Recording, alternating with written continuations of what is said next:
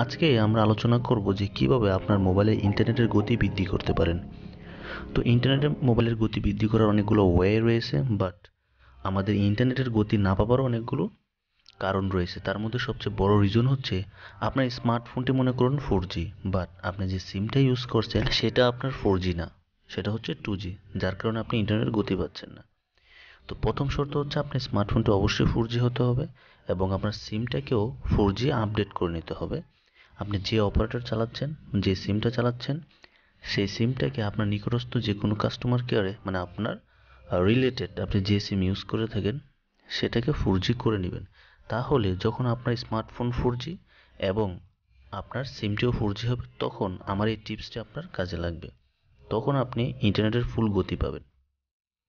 তাহলে চলুন প্র্যাকটিক্যালি এখন দেখিয়ে দেব কিভাবে আপনি স্মার্টফোনটি 4G ব্যবহার করতে পারেন এবং ফুল নেটওয়ার্ক পেতে পারেন।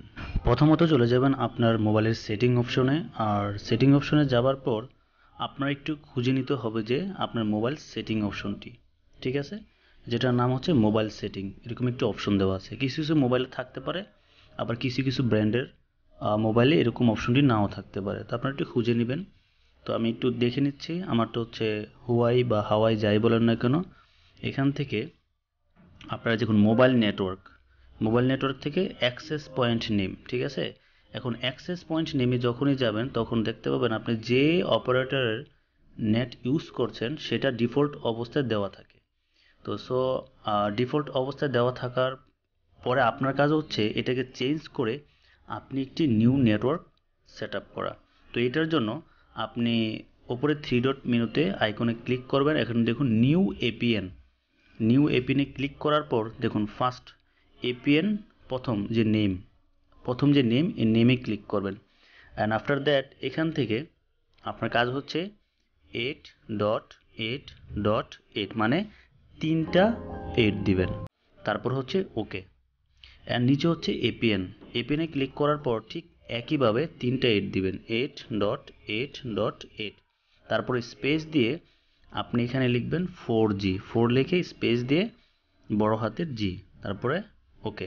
এরপরে আপনি নিচে চলে যাবেন, দেখবেন সার্ভার অপশনটি খুঁজে বের করবেন যে সার্ভার অপশনটি কোথায়। যে সার্ভার অপশনে লিখবেন www.google.com, ওকে, google.com, তারপর ওকে করে দিবেন।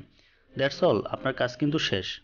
তারপরে আপনি দেখুন উপরে আপনার কিছু কিছু মোবাইলে হয়তো বা নিচে দেখা যাবে সেভ অপশনটি, আর আমার মোবাইলের অপশন দেখাচ্ছে ওপরে সেভ একটি আইকন মানে টিক চিহ্ন, এখানে ক্লিক করে দিবেন। দ্যাটস, এখন দেখুন আমার নতুন অপারেটর সেট করার জন্য আমি ওপরে যে 8 এটাকে সিলেক্ট করে দেব। দ্যাটস অল, ঠিক আছে, এই কিন্তু আমার কাজ শেষ।